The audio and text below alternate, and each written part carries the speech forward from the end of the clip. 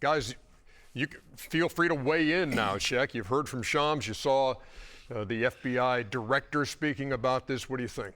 I know everybody that's at play, and I don't like to sit up here and be hypocritical about certain things. I homeboy gamble, Ernie. You know, bet it.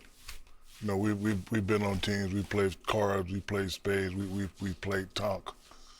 But with that being said, every year they would give us forums on what and what not to do.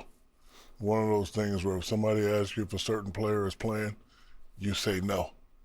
So all these guys knew what was at stake. And I'm just ashamed that they put themselves and put their family and put the NBA in this position. We all know the rules. We all know the letter of the law. And it's just unfortunate. Innocent till proven guilty.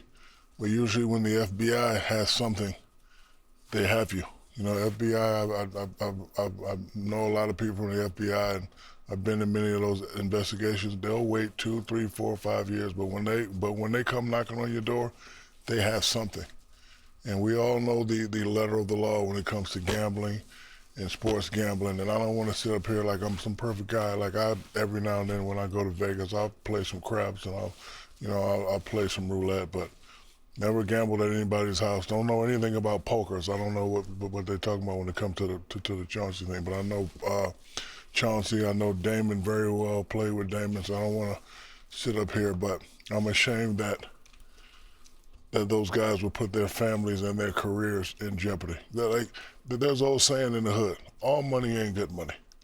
So if you're making $9 million and you're dealing in certain things, like how much more do you need? Especially if you know you get caught, you can do jail time, lose your career. You know, put a bad image on yourself or your family or on the NBA. I agree with you, Chuck. They dropped the ball. 100%. They had this 100% dropped the ball. And like you never want to have your name involved in that when you know the letter of the law. And Ernie, again, I know for a fact every year they cancel practice and say don't do this and don't do that and don't do that. So all the guys had the information. So. Let's let Kenny get in on this thing. Well, it's super unfortunate. You know, one, because we look at players that are involved and the people that are involved. You know, we're surprised because when you have access and you're at the top of your game, so to speak, as a coaching profession, a player, or whatever, you're at the top of your game, you have access to millions and millions of dollars in this league. So it was surprising that they would put themselves in that position, possibly.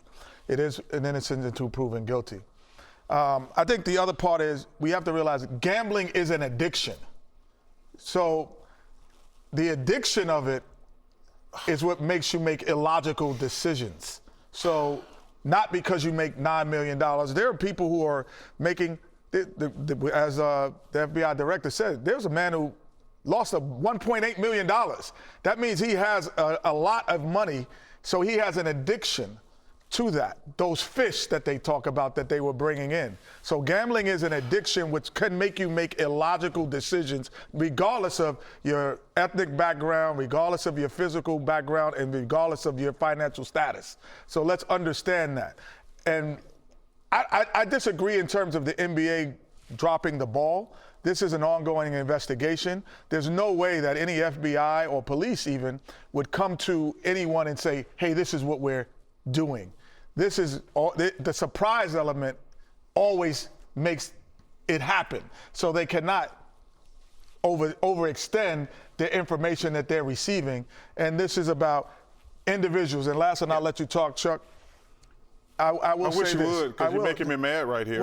Well, I can make you mad and you can make me mad. I just have my opinion. You're going to have yours. But I also think that because there are people who get speeding tickets doesn't mean everyone in the league speeds. And so don't look at this group of people that's starting to get investigated as the entire league. I really just want this. You say the league dropped the ball on the Rozier part of this? Because they had already looked at it and said we didn't have enough, but not on the Chauncey. They didn't drop the ball on Chauncey Billups. First of all, these are two different things. Yeah, exactly. exactly. Two different things. So the league dropped the ball on Rozier, you say. Take Chauncey out the equation. All right. And the reason I'm mad at Kenny is, man, this ain't got nothing to do with damn gambling addiction. This ain't got nothing to do with addiction. These dudes are stupid. Why are they stupid? under no circumstances can you fix basketball games. Under no circumstances. I love to gamble. The notion, like, Rozier makes $26 million. Him betting, giving people information or taking himself out of games, how much is he gonna benefit taking himself out the game to get unders? Like, he's making $26 million. The notion he gave, how much of these guys he gave a head up, he took himself out of games on prop bets. How much money is he gonna make? Well, if he did that, you're proving my point. What do you mean? That means that's that not it's an addiction. illogical No, thought process. no. If you're making $26 million to try to win $50,000, like, that's illogical. So that you're proving my point. No, It that's is an not addiction. That's stupidity. The same reason someone goes and uses drugs when they're in the NBA. Hey, drugs are addiction. So there's no gambling addiction? No, yeah, they are gambling addiction. But the notion that you're trying to make sure these guys being addicted, you can't fix basketball games. You cannot fix. Like I say, this is separate from Chauncey. But the notion that guys are making all this money and giving information, come on, man, stop that. Ain't got nothing to do with addiction. That's just total stupidity on these two dudes' parts. We will have more as the night goes on. Again, Shams will join us at the end of the night on Inside the NBA.